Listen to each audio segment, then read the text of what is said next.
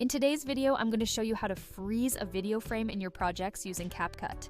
A freeze frame in video editing is when a single frame of the video is extended for a specific duration, making it appear as if the action has paused or stopped.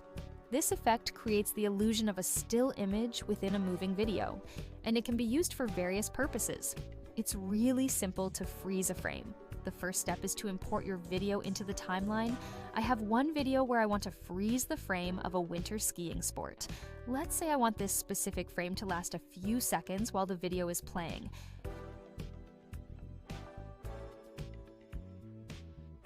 To do this, move the playhead over the frame you want to freeze, and then click on the video in the timeline to select it. Now, scroll and look for the little square icon that says Freeze. Once you click on that button, a freeze frame will be created in the timeline. Now, when I play the video, you'll see the beautiful winter landscape and you'll notice the still frame that we've created. It will last for a couple of seconds. If you want the frame to last even longer, you can simply duplicate this freeze frame in the timeline as many times as you need.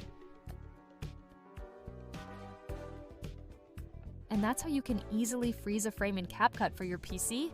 Thanks a lot for watching, and I'll see you in the next video.